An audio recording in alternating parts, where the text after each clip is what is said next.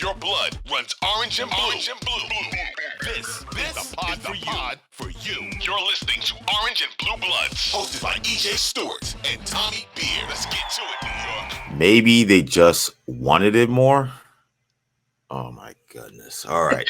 EJ Stewart, Tommy Beer, Orange and Blue Bloods, New York Knicks podcast, Audacy WFN original. You know where you can find us. You can find us on all the download streaming services. You can catch us on YouTube, WFN, Audacy Sports. But I come into this podcast, Tommy, really annoyed. By the way, on those streaming services, make sure you hit the auto download feature. So you can get us every time we drop. We drop 3 times a week, and we're coming up on what may be the last episode of the actual season of Orange and Blue Bloods, because the Knicks are now down 3-1 in this series to the Miami Heat, losing Game 3. So Tommy again joins me as always. Tommy, I mean, what do you have to say after that performance we had just last night? The Knicks aren't only down 3-1; they are down bad, as the kids might say, and you know, it starts with frustratingly a lack of heart. You know, if you're a Knicks fan, you don't mind losing if close game, 3-pointers don't drop, bounce the ball the wrong way. But when your quote unquote all-star doesn't show up, doesn't compete defensively, and we'll get into all the other stuff, the adjustments and the good and the bad.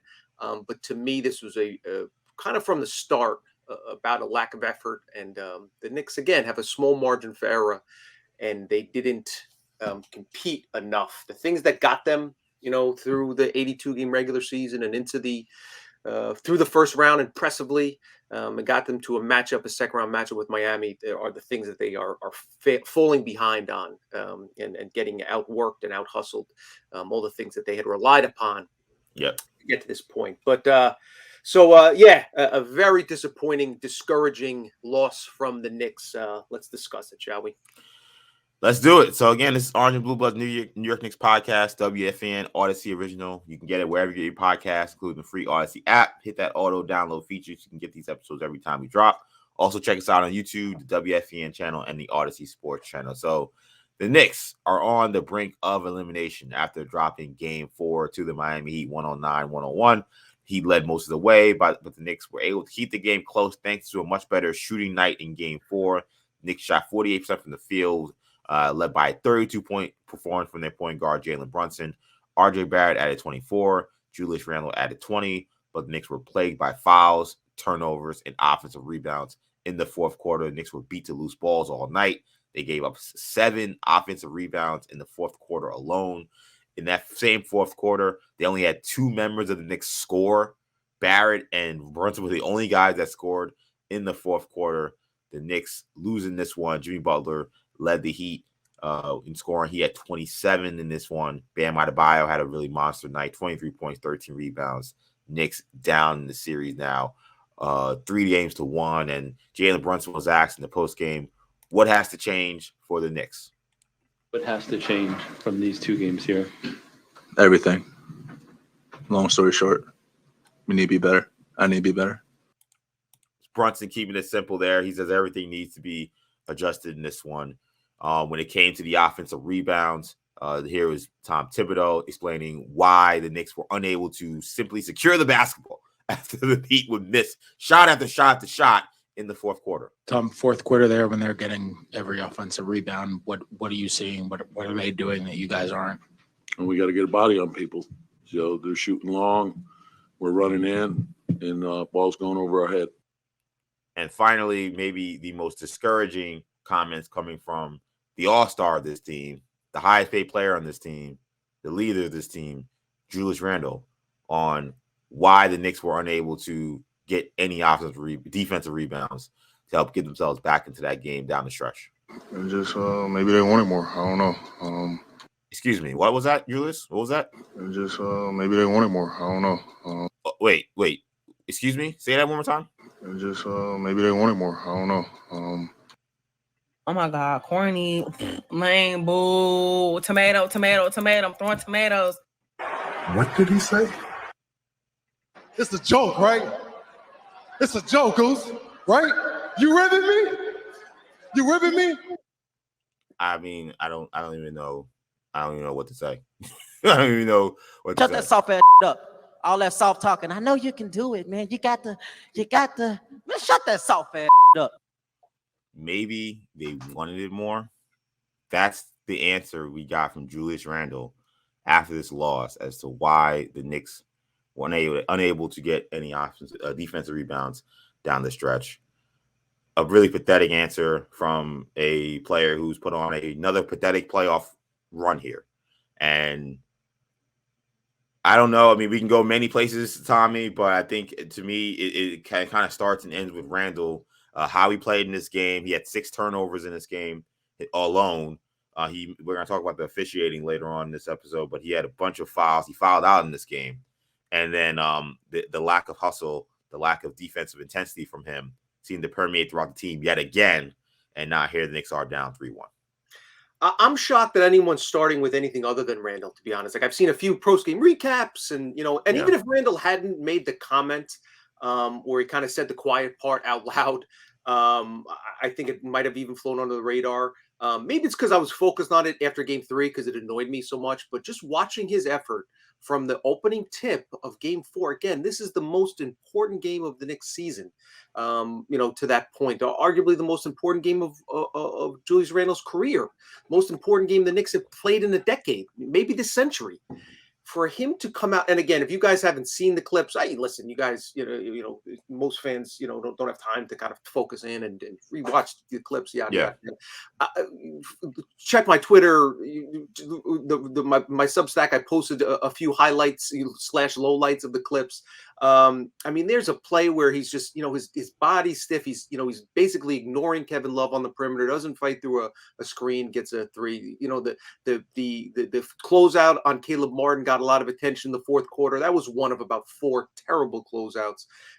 Shout out to Jim Jackson for pointing out how bad that was. And it's unfortunate because I feel like, really besides maybe honestly Van Gundy and Mark Jackson would be the only ones who were really, when star players show bad effort, they're really the only ones usually on the national scene that will call it out. And that was a great job by Jim Jackson to say this was awful closeout, bad footwork, bad fundamentals, bad effort. He barbecued Randle. It was rightfully so. And he could have been doing it the whole game. And he could have been doing it for the last 2 games. And that's the type of thing that's infectious. We talked about in the post-game pod. I don't know how his teammates can watch the clips, and Tibbs is famous for saying, I watched the film 3 or 4 times. I don't know. I honestly, I'd love, 10 years from now, if they write a documentary, how that gets addressed in the film room. I'm going to, because either you ignore it and you don't show the film, or you have to talk about it. So I don't know how that balance is worked out. But again, the Knicks, as I talked about right at the beginning, the Knicks' margin for error is small. The things that have kind of their secret sauce, we'll control the glass. We won't turn the ball over. And those are, and we're going to outwork you. We're going to out-hustle you. We may not be the most talented team. We don't have a Giannis. We don't have a playoff Jimmy. We don't have a prime LeBron, but, we don't have a Steph Curry to shoot the lights out. But we got a collection of guys that band together, and, collectively, as a whole, we're better than your collective, even though you may have 1 or 2 stars that are better than our best players, et cetera. And those are the things that have carried the Knicks over the marathon 82-game season. And then in this post, and we saw it in the first round against Cleveland. Randle didn't play well, but he wasn't glaringly terrible in terms of effort, and coming back from an injury, etc. But especially it kind of bubbled up a little bit towards the end of the regular season. He struggled offensively. Maybe if he scores 35, he competes on the defensive end, but one shouldn't be relying on the other. And that's what and that lack of effort, that lack of attention to detail, tends to trickle down, and that's what we've seen. And it led to the fourth quarter. The Knicks had one last chance, likely to save their season. Listen, the series is not over. Crazier things have happened. Jimmy Butler sprains his ankle in the second quarter of Game 5. We'll talk about all that. It seemed like the Knicks had one last chance to kind of put their foot in the ground and say, okay, this is, we're a proud team. We're not going to go out. If we're going to go out, we're going to go out fighting in the second half. They made a bunch of shots in the third quarter, 10 of 11 from 2-point territory, shot 77% from the field. But Miami, went shot for shot with them. fourth quarter, 5, 7, 6-point game right around there. In that fourth quarter, the Knicks gave up 7 offensive rebounds. Yep. Kyle Lowry had 2 offensive rebounds. Caleb Martin had 3 offensive rebounds. In that fourth quarter, Kyle Lowry had more total rebounds, 4, than Julius Randle and Mitchell Robinson combined for 3. We've knocked Julius Randle. Mitchell Robinson also deserves to get knocked for his. Yeah, Mitch was terrible last night.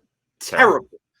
He's been terrible this series. He was especially terrible last night. Obi Toppin. And how many times I got to watch Mitchell Robinson before he moved to Obi? How many times I got to watch Mitchell Robinson get the ball around the basket and bring the ball down?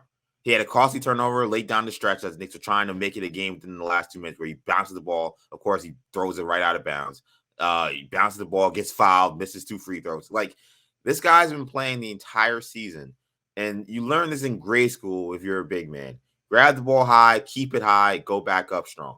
And consistently with Mitchell Robinson, he brings the ball down. And the Heat know everybody on this team's tendencies. They know everybody's weaknesses. And they've just been hunting Mitchell Robinson as soon as he gets these rebounds because they know he's going to bring it down. And he had several moments in this game that I thought were almost momentum changing. And the last one kind of sealed the loss, where he gets the ball, whether it be a rebound, whether it be a pass from someone else. And instead of just keeping the ball high and going up strong because he's 7'1", he's bringing the ball down, making himself 6'1". I don't know how you can get to game whatever this is, 90 of the season, 92 of the season, whatever it is, and we're still talking about this being a problem for Mitch. Game 92 of the 5th year of his NBA career. Yeah. Still takes the ball down, still hasn't figured out how to set a screen, and takes free throws that don't go above the rim. Literally zero chance of. I'm not talking about a little arc. They literally don't get above the height of the rim. I don't understand because again he's 7'1". It doesn't take much to shoot any arc. He's literally shooting down on the hoop. Yeah. But yes, so incredibly frustrating, and I thought that fourth quarter kind of epitomized, just the Knicks got decimated on the boards. 4 more turnovers than the Heat in the game. Brunson played well. Barrett played well, as you mentioned. The only 2 guys to score in the fourth quarter. But it just wasn't enough. And I think the most frustrating thing from a Knick fan perspective was they're not losing to the 73, to an all-time great team or to a championship favorite. They've lost the fourth quarter. They actually won that quarter, 2019. They lost 7 of the other 8 quarters of the 3 of the 2 games played Miami. They've been thoroughly outplayed, out-hustled, outworked, out-competed. And that's the thing that you can, especially from a Knick fan base that came of age, that cut its teeth with, that heard about the 70s Knicks, the 90s Knicks, even the Spreewell, Houston, Canby guys. There's the effort and heart and intensity to not play with that and to get beat by the other team simply having more of that has to be crushing. I know I cut Randall off, but I do want to give that full comment from Randall the context it deserves, I suppose. This is Randall on the offensive rebounding. Just maybe they wanted more. Well, that's you, because you never won anything. Okay, I know I said I was going to let him talk, but I still can't get over those first comments that they wanted more. Here's Randall on what has to change and intensity following this loss due to the fact that the offensive rebounding being a struggle. Just maybe they wanted more. I don't know. That's been who we are all year, and we got to find a way to, step up and make those plays if we want to keep the season alive. To that, where do you go to find that in the middle of a series? I look within. That's all I can say. Look within. How bad do you want it? So he says about how bad you want it. We're going to find out. I mean, to me, if I was running the Knicks, Julius Randle would be playing for his Knicks career in Game 5. Like, I can't watch Julius Randle and Tibbs as a combo in the postseason anymore. I know it's unrealistic to think that both of these guys will be gone after the season, given how they both performed this season. And that's fine. I'm not going to sit here and, ask for things that aren't possible. But I just don't know as an organization how you can continue to put out that combo, a coach who doesn't hold his best player accountable, who's slow to make adjustments, and keep also that best player who doesn't show leadership when it matters most, doesn't show heart when it matters most. Julius Randle's a front runner. Like, I don't know how much, like, we've seen now enough evidence with him. Like, if things are going well, the team is winning, and he's shooting well, and he's playing well, and he's getting accolades, he's making all-star games, it's all good.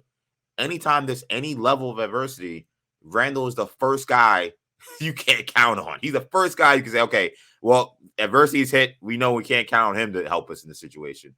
Like, it's so crazy to see how the season has flipped, where all the attention has been on RJ and his struggles and stuff, and yet in the most dire situations and in the situations where it's back against the wall and it's, you know, kind of last stand situations, you see the effort RJ is giving. It hasn't been perfect. I'm not saying he's playing the greatest because he missed some offensive rebounds. Lowry kept beating him the balls, but he's giving you something. And the fact that you're getting nothing from Julius Randle, the fact that I look at this and say, well, at least he shot 8 for 13, even though it's a game where he had 6 turnovers and 6 fouls, and say that's a good game from Julius Randle. This is a guy who's an all-star, all-NBA player. You cannot win with this guy. You can't win. The perfect example of that, two examples. The second quarter makes a lazy drop pass to Jalen Brunson. Gabe Vincent swipes in, steals it, goes in for the layup. Julius Randle throws his hands up in the air. Oh, geez. Instead of running back, Bam Adebayo runs back. Of course, Brunson sprints back, tries to get in defensive position, makes Vincent miss the layup. Bam gets the rebound and dunks it to, 2 points. As Bam is dunking it, Randle crosses half court and jogs back onto the screen.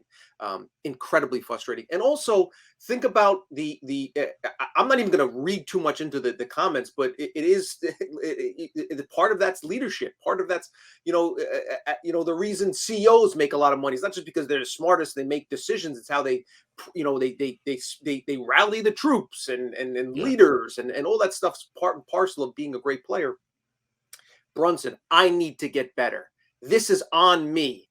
Even Mitchell Robinson has said, I have to play better. This is not who I am. They count on me to rebound. I need to do better. RJ Barrett, we need to show more effort. And Julius Randle, I haven't heard him say I need to step up. This. I don't think I've ever heard Julius Randle say anything about himself.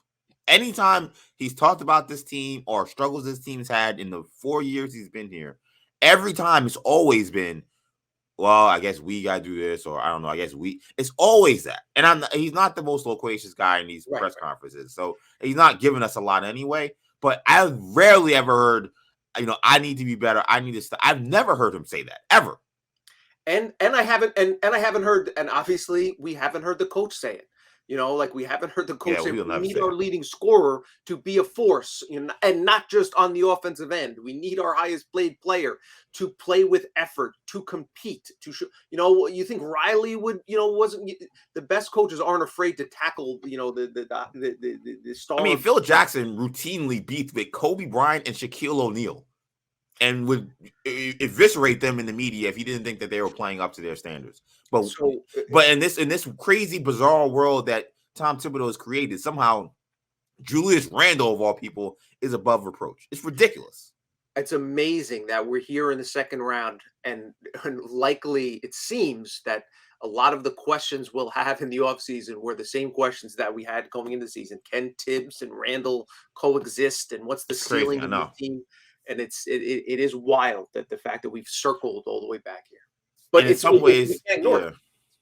ways, I think we're here in part because of the success. I almost think like if this was a team that was like a 7th or 8th seed, and they played in the first round and they lost, you say, all right, well, we didn't expect much from these guys anyway. So I guess job well done, meeting expectations. But when you see the ceiling this team does have be a lot higher than maybe you expected going into the season, now you feel like you can't afford to have this combo in the biggest spots against the best coaching staffs, against the best teams. You're never gonna win with a Tibbs Randle combo against Eric Spoelstra in the Heat.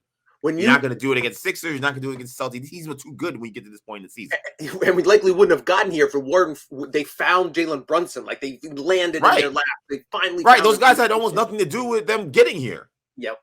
Like Randle didn't definitely. I mean, you want to give Tibbs some credit. He outcoached bigger staff, but Randle had nothing to do with why the Knicks got to the second round of the playoffs. But So he's also an important piece for the regular season. That's what really complicates things. Like, can you bring in another player that can kind of be the alpha? Like, in other words, if you had a Jimmy Butler, then maybe Randall would be content to kind of fade into the background and let somebody else take center stage when the lights get bright. And then you have a guy who can play the 82 games. That's the conversation we're gonna that's the conversation we're gonna have for the next few months. And but the concerning thing about it though, Tommy, is again, like I said in the last episode we did, like so much of this burden and this pressure and these responsibilities were supposed to be taken off of his shoulders as soon as Brunson arrived in New York. So much of this was as tough, as bad as Julius Randle was the year before in the playoffs 2 years prior. If you get a real point guard in there, he doesn't have to focus on being so much of the leader, so much of the floor, distributor. Like a lot of that will go away. He can just focus on scoring, focus on things that he's good at, and all will be good. And yet here we are still questioning his effort, questioning whether he wants it, questioning whether he's a leader. And that's the thing, EJ, because they don't need him to score 25 points a game. The Knicks could win this series with him scoring 18, but just showing some effort defensively. Like Kevin Love should not be having as big an impact in this series as he had. Kevin Love could beat Randall off the Kevin Love can't move. He can't move. So those are the type of things that, again, they have some other pieces in place. So if Randall just did his part and accepted his role as a if he just, and he has the physical tools to do it. That's the other frustrating thing. You see his physicality, and when he wants to get after guys defensively and rebound and really make an effort, he can make an impact, but he just picks and chooses the times to do it. And maybe he's struggling something. Now we got to go through all the stuff. Is he struggling with something emotionally? And I want to be. And I got to be honest, like Tommy, like I don't care. Like I care about him as a human being. If he's struggling with something, I don't care in regards to what it means for the Knicks, whether he's struggling with something. If he's struggling with something, I hope to God that he gets the help he needs and gets the support he needs. But that's gonna have to be somewhere else. Like we the Knicks have given him as much support, as much rope, as much leash, as much leeway as they possibly could during his time here. If there's still some kind of issue that they're dealing with, the team has to understand what's best for the team, what's best for the organization, and that they can't win with this guy. It doesn't matter what's going on with him if there is an issue. And we don't even know. Like, that's the thing. We keep giving him, well, maybe it's got to be something that's happening. Maybe he's just a front runner. Maybe he's just a bad leader. Like, there are plenty of NBA players who have played in this league, who are talented guys, who have made all-star games, who have made all-NBA teams, who you couldn't count on. Right. I mean, this whole playoffs, every time it's been, can we count on James Harden to show up tonight? Like there are great players who play better than Randall, who have had struggles during the postseason, guys who you don't feel like you can count on. And like with Randall, again, it's like because of the atmosphere that's been created at Madison Square Garden, there's so much rope given to him about, well, maybe there's something that's happening, and maybe if things were better, he would be better. I mean, how much better could things be? You brought in an all-star point guard. Your team won 47 games. You got the 8th seed in the Eastern Conference semifinals, and this is the performance you put up. A team in the regular season you obliterate every time you play against them in terms of Julius Randle's individual performances. And again, a good game from Randle is 6 turnovers and 6 fouls. I don't know what to say anymore. And the other thing is people, well, why do you care if Tibbs doesn't call him out? It doesn't matter. We heard this in December and 2 years ago. And it's because of things like this. It's because when push comes to shove in the most important games of the season, he needs to be called out for that lack of effort. But when you don't do it, and one other thing, I've heard the injury thing. Maybe his ankle doesn't allow him to close out. He seems fine on the offensive end. He seems to have that explosion, and he dunks and gets the basket. So we saw a monster dunk in this game. We saw him shoot a turnaround fadeaway from the left wing in the first quarter. I don't want to hear about his ankle when it comes to this. If he's going to play the way he's been playing offensively, he has no problem running into people. Like he's taking all this contact. He had like 4 offensive fouls in this game. He had no problem, running through people and getting back up totally fine. So you can't give 100% effort on offense and give 20% effort on defense, was essentially what the Knicks have gotten from him. I will say, I felt like this was an interesting game because the Knicks finally started making shots, and then the rebounding failed them. The defense failed them in certain key points. And then those are two hand in hand, because you could say, even though the Heat were missing shots in the fourth quarter, the Knicks were playing good defense. Defensive possession ends with a rebound. So defense still failed them because they couldn't then secure a rebound. It was an interesting game because they did shoot the ball well. I kind of felt like this was a game where they actually did miss Emmanuel quickly. Deuce McBride came in that first half. Deuce McBride played really well given what you needed him to do. But I thought this is where Tibbs made maybe his biggest error in this game was he paired him with RJ Barrett and Josh Hart. And this floor spacing that the Knicks had and the pace that the Knicks had that led them to a 30-point first quarter just completely evaporated in that second quarter. It was the worst offensive quarter they had in this game. Might have been one of the worst they had in the series. They only scored 18 points in the second quarter.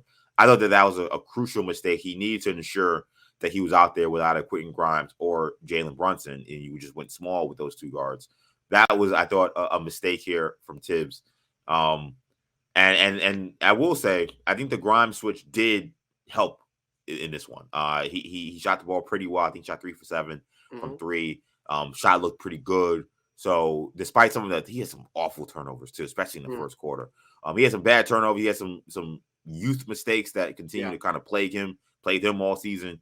But I thought that they did get the returns with him going into the starting lineup. But I thought Josh Hart, he looked a little out of gas. He was getting just beat clean on drives. That was a key. You mentioned Obi Toppin. I feel like he just disappeared after game one. Like game one, he had a good game when he started, and it's like he went back to the bench, and he's been a non-factor pretty much the rest of this series. A tough way for Knicks to lose. It felt like this was a game, maybe you could say game 3, given how the Heat defended. Maybe you say Knicks probably don't win that game. This was a game, given how well the Knicks shot, that you say, okay, you do certain things correctly, you can find a way to win. And the lack of effort on defense, lack of effort on the glass, didn't give them a chance, which is unfortunate. Yeah, the center combination has been a real strength for all season. Hardenstein, 2 points, 3 rebounds. He had 2 blocks.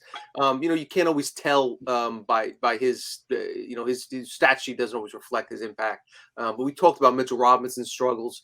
Turnovers, missed shots, just wasn't as impactful as you need him to be. I thought Grimes, made his first 3. I would have liked to feed them more. I said pregame I wanted 10 3-pointers. He got to 7 with a couple extra 3-pointers. I think it just because again, it's not just there was a play where he was open and Randall faked the pass to him, and the defense has to respect that, and Randall drove in for a dunk. So those are the things that again they kind of, they're like body punches, jabs to the body. It wears down the defense because it stretches and it just creates additional space, which makes Brunson's job easier and Randall's job easier. So I would like to see that going forward in game 5. But yeah, ultimately, and obviously, tip of the hat to the Heat. We talked about the Knicks centers. Bam was great, 23 and 13. Jimmy Butler doing Jimmy Butler things, 27, 10 and 6. And Kyle Lowry, looked like a corpse during the regular season. Basically since Miami signed them, has been an immensely impactful player in this postseason. And the Miami Heat bench badly outplaying the Knicks has been arguably as big a factor as any. Yeah, and the fact that they're doing that without Oladipo, without Tyler Hero in this series, it speaks to just how much Knicks are being outplayed in this one. So Knicks lose 109-101. Now head down 3-1 in this series. So along with the other issues that happened in this game regarding the Knicks and their play, Knicks have now also turned their frustrations towards the officiating. So after the game, Julius Randle and Josh Hart, who both fouled out in the game, voiced their displeasure. I wanted you to hear from Randle, who spoke about what this game was like in regards to the officiating. That was tough. As far as officiating, that's one of the toughest games I've been a part of. Usually the physicality in the playoffs is up. I don't know, I had 6 fouls, and I think maybe 4 of them were offensive fouls or 5. It's never happened in my career, so that's tough. So Randall there voicing frustration with the officials. Here was also Josh Hart talking about the officiating after the game as well. Josh, was it frustrating, some of the calls? What you think? Did you see him? Yeah. You saw him, right? You're outplaying. I'm asking what you thought. I'm not going to see from my reaction. I mean, I get told about a foul. I think it was my Kyle Lowry foul. I'm trying to just get out the way, and he just. And when he hit you with that one? The offensive foul. And Drew went and laid it up, and then I told one of the refs, I'm like, Bam did the same thing. Jimmy layup. Actually, I'm just trying to get out the way. Jimmy has a wide open layup. Mitch tries to go contend it. Bam just grabs him. And then you're gonna tell me, I'll tell you that. And I don't disagree with what you're saying. I don't understand if you don't disagree with it, then it's two different outcomes. I don't understand. So Josh Hart there talking about one of the key offensive fouls Knicks had down the stretch where Randall got an open dunk. But Josh Hart was called for a clear out around the basket where Kyle Lowry essentially took a charge. So free throw disparity actually was not much of a factor in this one. The Heat shot 24 free throws, Knicks shot 22. I will say this, though. I mean, the officiating is awful in this series. And I thought this was probably the worst officiated game. And starting with Kyle Lowry. Now, again, credit where credit is due. As you said, Kyle Lowry is playing great basketball in terms of his actual play. But then there's other things that aren't basketball that he's also getting credit for from the referees that I think has gotten out of control. Like, this guy just throws himself on the floor, and the refs are looking to call fouls. I mean, he takes contact, and they're looking to call fouls. There's a play where he drives in, and he hooks Josh Hart's arm on a drive, and they call a foul on Josh Hart. Josh Hart mentions that play where, I mean, Kyle Lowry is just in the way. He's in the way, and as Josh Hart is trying to, again, get out of the way of Julius Randle driving, he gets in his way and falls down, and the refs are looking to call a foul. The last few possessions, he elbows Josh Hart in the face, and Josh Hart gets called for a foul that ends up being his sixth foul, and he's fouled out. And don't even get me started on the moving screens that they actually finally started to call. I almost wonder if the Knicks maybe during the week or during in the day games said something, hey, like they're moving on a lot of these screens. They actually called a few, which I was shocked by, but that's been a whole issue in this series. I don't want to say that the Knicks are losing because of the officials, because that's not true. But the officials are not doing their job. And I think one of the things that I hate about the online discourse, a lot of this stuff, is that if you say one thing is happening, it means that you're discrediting other things. Like I talk about the fact that Tibbs not making adjustments. I got someone tweeting me, well, the players aren't making shots. Yeah, duh. Anybody watching basketball, anybody watching the games can tell that players aren't making shots. That doesn't mean that something else isn't happening. So we can talk about yesterday, and people talk about the officials say, well, the Knicks didn't get a rebound. Duh. Anybody watching the game can see the Knicks didn't get a rebound. But that doesn't also mean that people that the officials aren't also calling a terrible game. It doesn't negate one thing or the other. So that whole discourse has been driving me insane in this series. But yeah, the Knicks, that officiating last night was bad. I thought the last charge on Randall, I didn't like. Strus is moving up into Randall as Randall is driving to the basket. That's a play that I feel like the Heat have been called for blocks pretty much the entire series. And when the Heat do it, they get called for a charge. I don't know. I don't know. How have you felt about the officiating in this game and in this series? Did you feel like it was a factor last night? I thought the officiating was poor. I thought there was some missed calls. But I also feel like my general sense is these things tend to even out. You know, I thought probably the most egregious call in this series was the 3-pointer that hit the rim. Yeah, hit the rim. Yeah. That the Knicks benefited from. That same play, 5 minutes left, second quarter, the continuation 3-pointer from Brunson on the Hartenstein, bam, fighting through the screen, the 4-point play. Yeah. You know, so that was a big play. Knicks got the benefit of the challenge from Tibbs, which I didn't expect to get overturned. What was that about? I still don't have a great explanation for that. I guess they were saying that because the shot was I don't understand, because they were saying, well, the shot was released, and therefore, like, the offhand is not part of the. I think hand part of the ball would be my guess, as part of the release. But so you know, but all that being said, it's all part of the umbrella. Again, my whole thing is, Steph Curry shoots 40% from three. He's going to miss 6 out of 10 that he 6 out of 10 3-pointers takes. So refs are going to miss calls. You need to put yourself in a position to kind of build a 3-point cushion, 7-point cushion to absorb some of those bad calls. Especially on the road. Do that by boxing out, and the Knicks didn't box out in the fourth quarter. Shout out to my buddy Ryan. Text me every time they didn't get a loose rebound. Box the F out, and those are the type of things that you can control. So those are I think those are the overarching themes. But I will acknowledge that unfortunately the NBA has enabled smart players, and Brunson takes advantage of this to kind of game the system. You know, we saw that with the swing through for a couple of years. NBA's kind of legislated that out a little bit. We saw that with the take foul. You know, the NBA done that. So, but the NBA does need to do some things where, and Harden was great at this, when a guy just puts his arm out and he yanks his arm in and then goes up for the shot while latching his arm. That's what Lowry did in the fourth quarter last night. So there are little things here and there that the NBA can certainly improve and needs to improve going forward, because the last thing you want is games to be decided by officials and referees. But again, like I said, Knicks lost 7 of the 8 quarters that they played against Miami. So, you know, it wasn't like that was the defining point, but there were also some unfortunate calls. Yeah, I mean, I think that two things can be true. Knicks could be being badly outplayed, and the refereeing could also be being terrible. And I think that that's what we're seeing. There's a part of me that's a little concerned. I mean, I'm concerned about a lot of things in this series.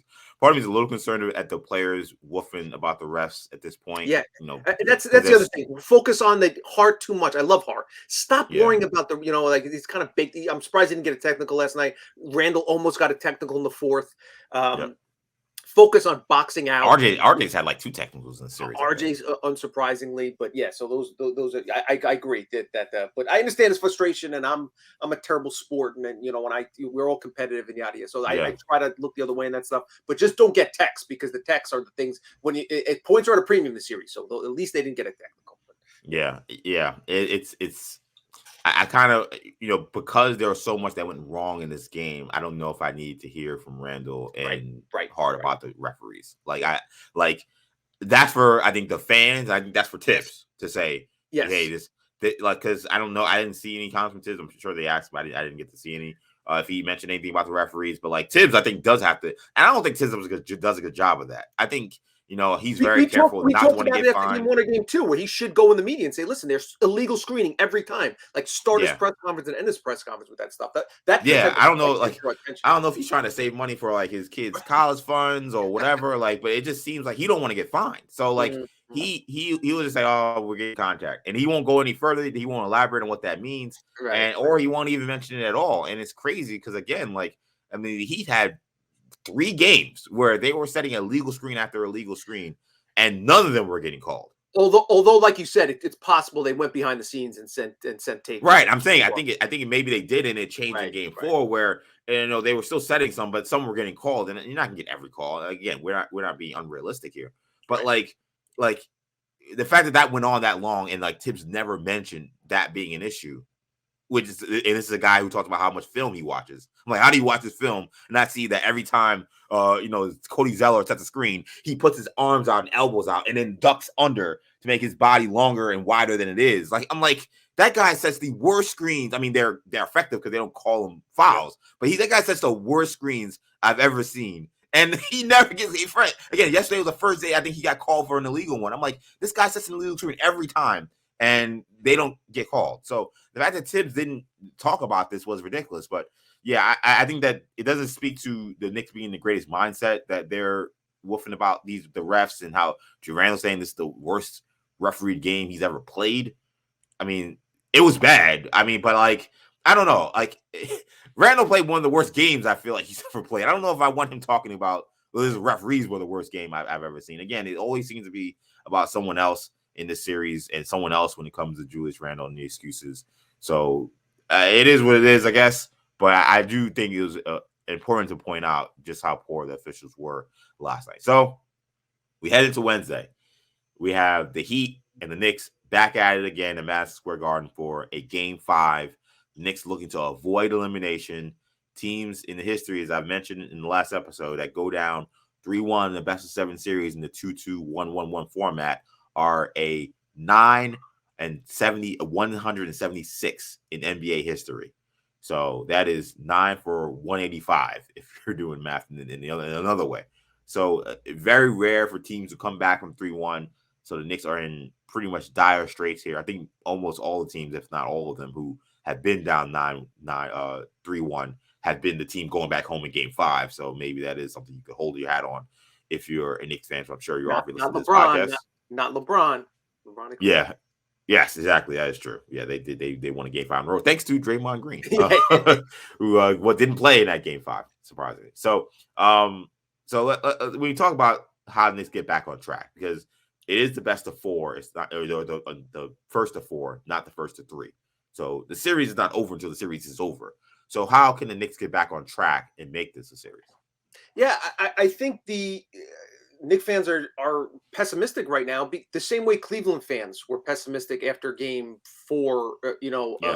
In the first round series, and for much of the same reasons, because they saw, people have said online, like this is. I feel like this is the point of view from Cleveland fans watching the Knicks pummel and dominate and out physical the Cavs in the first round. The Knicks are kind of getting that same experience watching Miami do that to New York.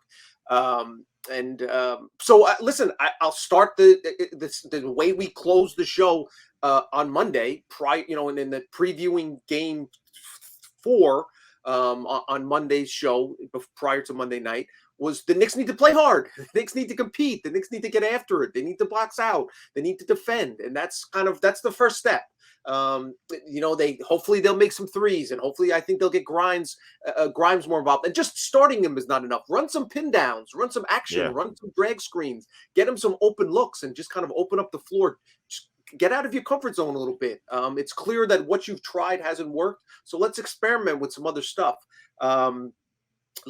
Can they hide Brunson defensively? Again, as great as he's been offensively, he continues to get abused on the defensive end. I thought Grimes, but I also thought Grimes did a good job defensively on Butler. That was one of the things I was concerned about, sliding into the starting lineup. But I thought he did a solid enough job. Obviously, Butler's a great player.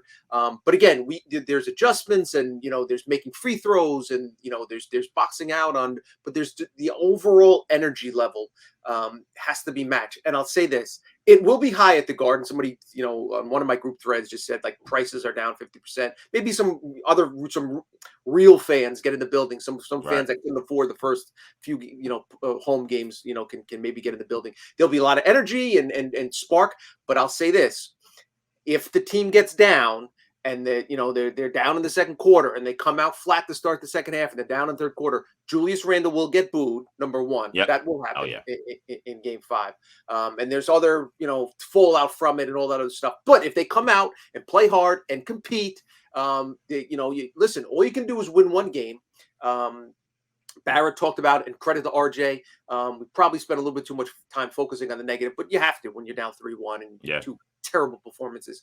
Credit to RJ. Offensive game hasn't always been pretty, but again, he's competed. Brunson has been abused defensively. He's a liability on the defensive end, but he has competed. It seemed like those were the only 2 guys that really took the task.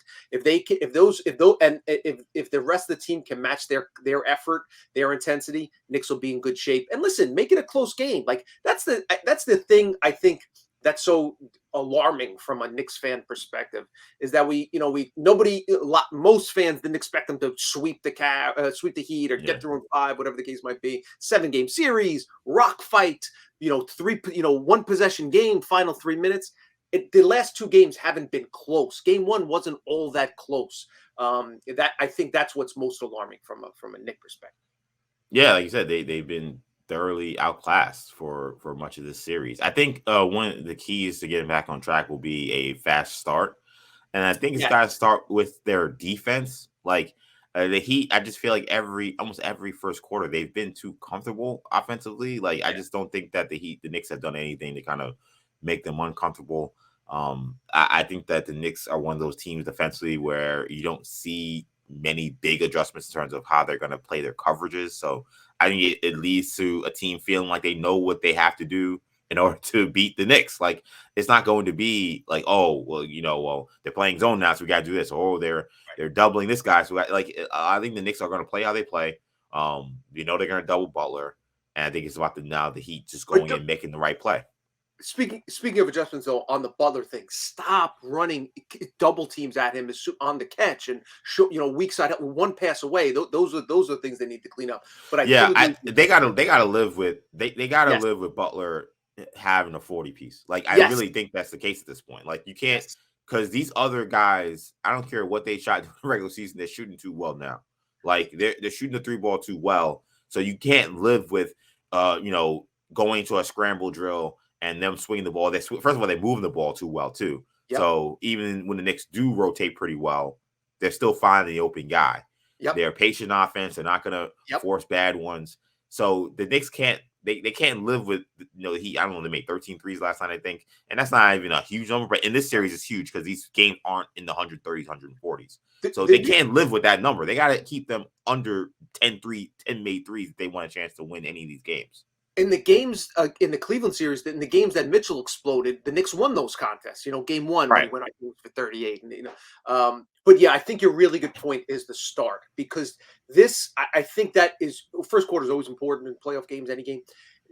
It's incredibly important, because if the Knicks fall down, this team right now has the feel of a team that will throw in the towel. It has that they're kind of wobbling, and if they that's what Spo and Riley are drilling in, and Jimmy Butler are drilling in these guys' heads on the flight from South Beach to Teterboro. Like, we punch these guys in the face and they will not get up from the canvas. Like, let's come out, let's stomp on their neck and not give them a chance, because listen, the Heat understand they aren't the most talented team in the world. Like, anything can happen in the game 6 if it gets down to Miami, and they'll be 5-6 point favorites. That's not an insurmountable lead. You don't give this Knicks team life. You don't give a player as talented as Julius Randle a chance for redemption. You don't give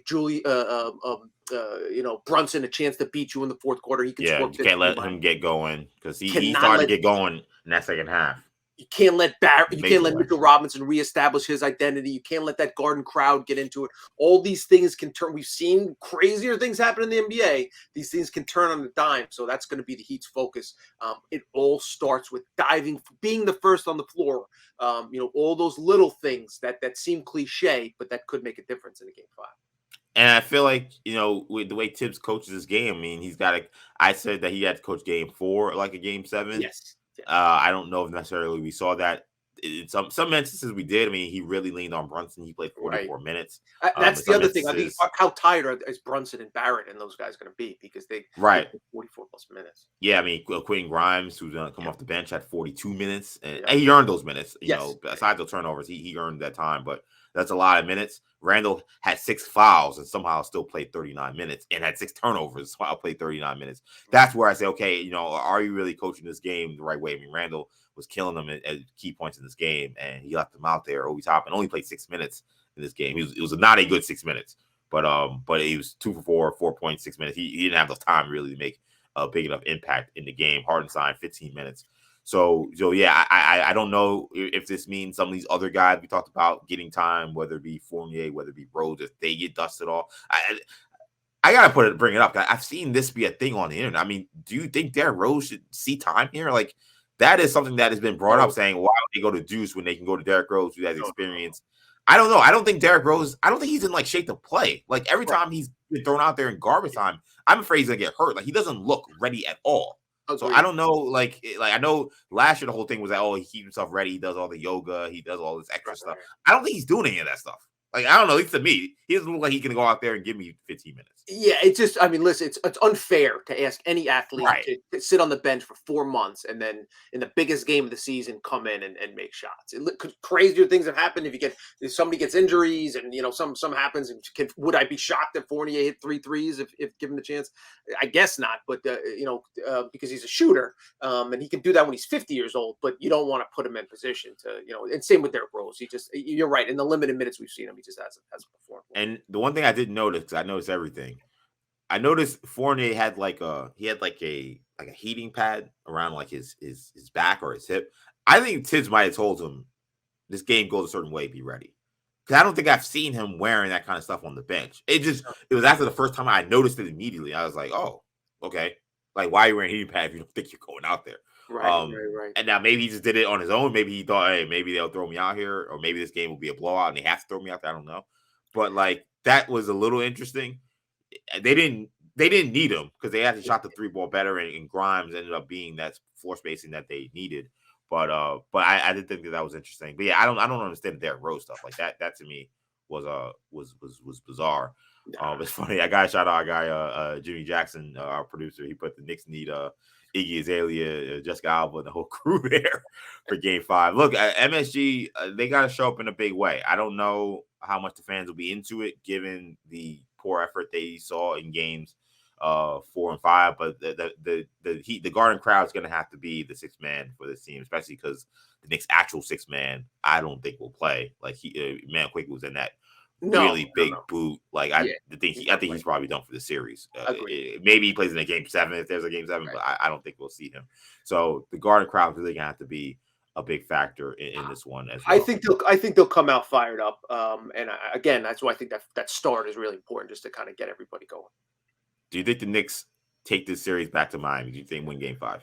Right now I don't. I'm going to be honest with you. I for the same reason I thought the Knicks had a great chance to win Game 5 in Cleveland. Just the momentum and all that's from what I've seen from Randall these last two games. I'm not confident enough. But again, he's the most perplexing athlete. Maybe I've been following sports for a long time. I've lived in New York for pretty much my whole life. I've never seen an athlete. So maybe he bounces back and has a 37-13-9 game. That would not shock me. Right? It's that player, it's that unpredictable personality. And also you have Jalen Brunson, who I never put anything. I've learned over the 6 months, last 6 months, and not put anything past him. I wouldn't be shocked if he has a 40 piece. But there's just a lot of stuff trending in the wrong direction. And you made a good point. The excess minutes that Brunson and Barrett and those guys had to play. The Heat, surprisingly, the team with the better depth now has the advantage. That short turnaround.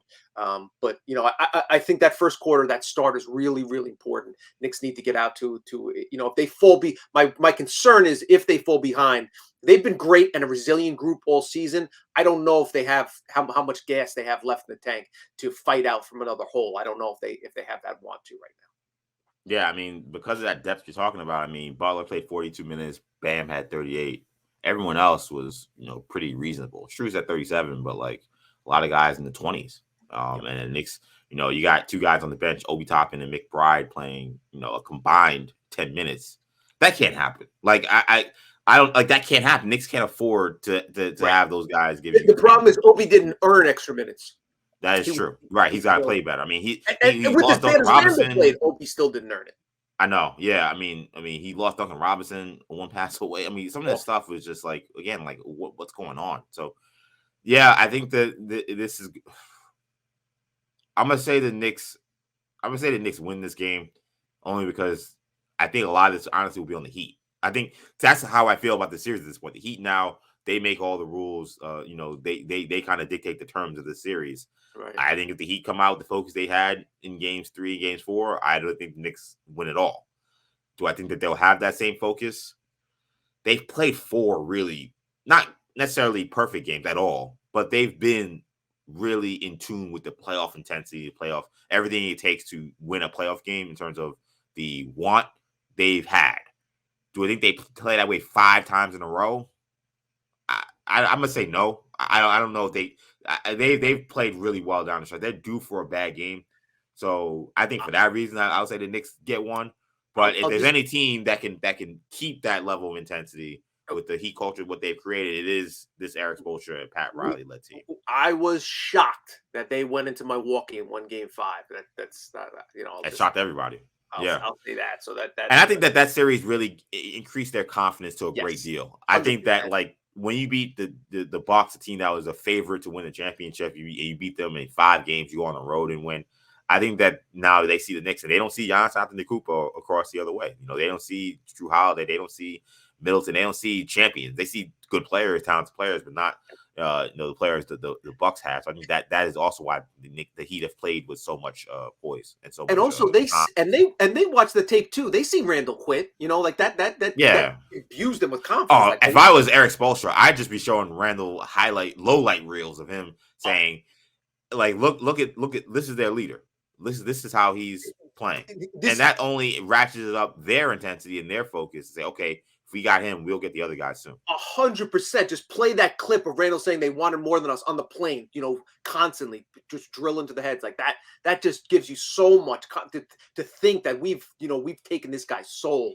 Really has got to make you feel confident.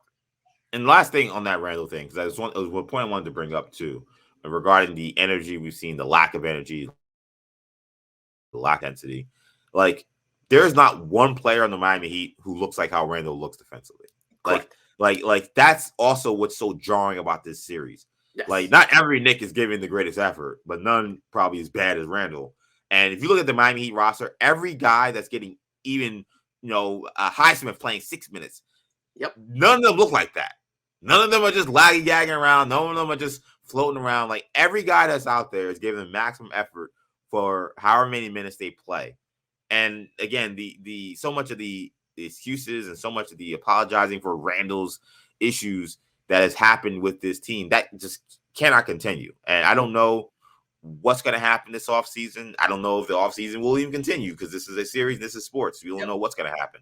But I know that what we saw from Randall can't continue. And it's either going to have to be him find a way to turn this around and put on a really solid effort here for however long the series lasts, or there's going to have to be changes. It's that simple. We'll talk about that when the time comes. Hopefully, we'll have a game 6 to discuss next time we chat, EJ. I'm hoping so as well. That's a good place to leave it here. So that's going to do it for this edition of Orange and Blue Bloods, a New York Knicks podcast, Audacy WFN original podcast. You can get wherever you get your podcasts, including the free Audacy app. Make sure you get the auto download feature on your streaming service to get these episodes every time we drop. Also, be sure to check us out on YouTube. You can catch us on the Audacy Sports channel and the WFAN channel as well. Tommy, let the people know they can find you. At Tommy Beer on Twitter. You can find me on Twitter, EJ_Stewart, Action EJ on Instagram and TikTok. Thank you guys again so much for checking us out. For Tommy, I'm EJ. Take it easy, guys. Peace. Thanks for watching. If you enjoyed this video, please don't forget to give it a thumbs up and subscribe to our channel for more content like this. If you want to see more of our videos, be sure to check out our playlist and let us know what you think in the comments below. Also, don't forget to follow us on social media to stay up to date on our latest podcast ventures. Links will be in the descriptions. And as always, thanks for watching, and we will see you in our next video.